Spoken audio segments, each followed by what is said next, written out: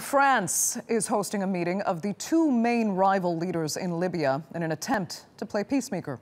The Prime Minister of Libya's UN-backed government, Fayez Sarraj, and the Libyan military commander, Khalifa Haftar, are both attending the meetings in Paris. For more on this, journalist Mustafa Fetouri can join me now live from Tripoli. Hi there. How much hope do you hold out that these talks can reach some kind of breakthrough here, given how past talks have failed, and because really only two groups are thoroughly represented now? Well, thank you for having me. First of all, I don't really personally have too much hope for today's meeting in Paris between General Haftar, Field Marshal Haftar rather, and Mr. Sarraj, the Prime Minister of the Government of National Accord brokered by the UN.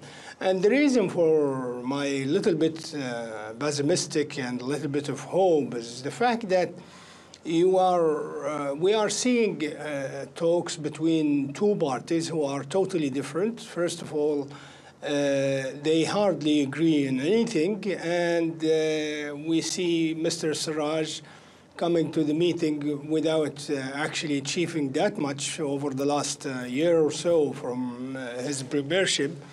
And while Mr. Haftar, his popularity is increasing across Libya, plus the fact that he has done so much and achieved tremendous achievements on the ground in eastern Libya by liberating Benghazi a couple of weeks ago. So whatever comes out of the meeting, I don't think it will be a great deal, if you like, vis-a-vis the daily struggles of the Libyan people, be it with the economic situation, the financial situation, or the lack of security across the country, or many parts of it. But Mustafa, yes, how badly does Europe need greater stability in Libya, especially given the flow of refugees and migrants causing so much strife, particularly in Italy and with Italy's neighbors?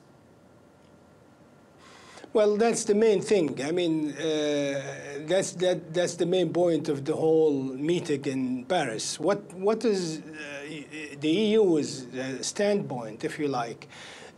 Two things they really want from the Government of National Accord, GNA, and Mr. Sarraj in particular.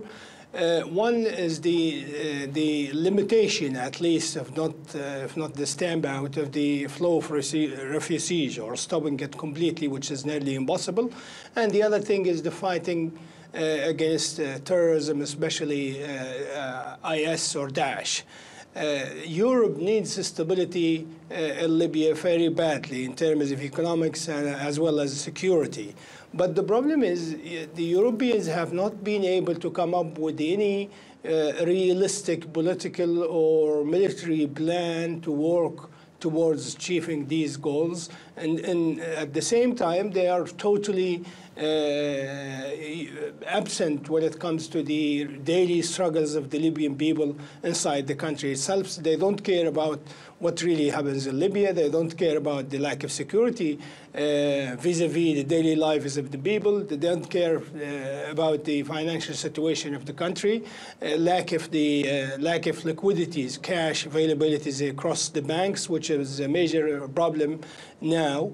And because they only concentrate on what they really want to see in terms of fighting terrorism, plus the fight against illegal migration or unwanted migration, Libyans, this actually eroded any kind of credibility or popularity Mr. Sarraj had inside the country, because ever since he came in over a year ago, not much has happened in terms of daily lives of the people. Okay. Yes. Okay. Mustafa Fetouri, thank you so much for joining us there live from Tripoli.